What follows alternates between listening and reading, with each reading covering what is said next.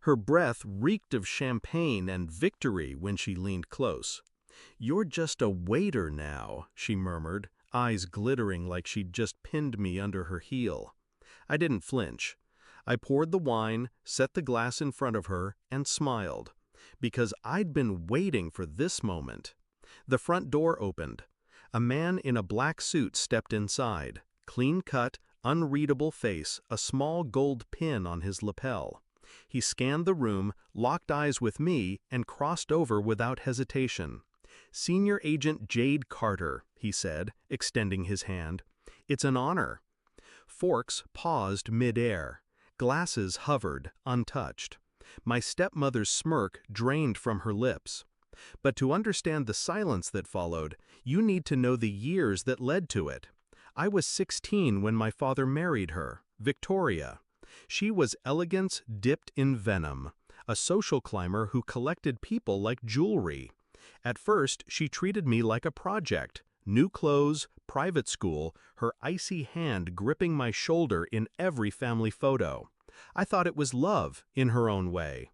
That illusion cracked the year I turned 21. My father had a heart attack. 2 weeks later, she sat across from me in the lawyer's office and smiled like she'd won a game I didn't know we were playing. She got the house, the accounts, my father's company. I got nothing, not even his watch. Her reasoning? "You're young, Jade. You'll make your own way." I left that office with empty pockets and a calm I didn't feel. It started small, the signs she'd been planning this long before my father died. I found old emails between her and his business partner, restructuring assets behind his back. Her name on property deeds that weren't hers a year earlier. I confronted her once. She didn't deny it. She just laughed.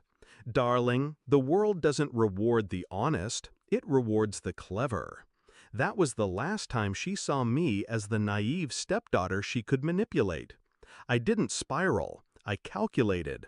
I sold what little I had and left the city. Enlisted under an alias. My plan was simple: disappear where she couldn't find me, build skills she could never imagine, then come back, not for revenge, but for checkmate. Years passed in the shadows. Surveillance training, counterintelligence, covert ops. I learned how to read lies in the twitch of an eyelid, how to dismantle someone's life without leaving fingerprints. Every mission I took was another brick in the wall I was building between who I had been and who I had become. She thought she was gone, forgotten, broken. I made sure she kept thinking that. When I came back, I didn't walk into her world as her stepdaughter. I walked in as someone invisible. I took the job as a waiter at her annual family party. I wore the black vest, the bow tie. I let her friends glance past me like I didn't exist. I knew she'd notice. She always needed an audience for her cruelty. She cornered me near the wine table, ready to savor my humiliation. That whisper, "You're just a waiter now," was meant to crush me. But I wasn't there to serve drinks. I was there to serve the end game. 2 months earlier, I'd begun the real operation, quietly, precisely. Her second husband, a tech CEO with a fragile ego, had a mistress. I had the footage, the bank transfers, the hotel records. Her charity? A front for laundering campaign donations. I traced the money trail right to her personal accounts. The offshore property she hid from the IRS? I mapped it, down to the tile in the kitchen. I packaged it all, sent it through secure channels. Not to the police, not to the press, to people far higher, far more dangerous, the ones who didn't knock when they came for you. The Pentagon had been watching her charity for months. My file made sure they didn't just watch, they acted. Back at the party, the man in the suit clasped my hand like we were old allies. "Senior Agent Carter," he said again, loud enough for every single guest to hear. "We need to speak with you about your intel on Operation Glass Veil." I nodded, as if this was just another Tuesday. Of course. Victoria's glass slipped from her hand, shattering against the marble. Senior agent? She repeated, her voice brittle. The man turned to her, eyes sharp. Mrs. Whitmore, we'll also need to discuss your involvement in several classified matters.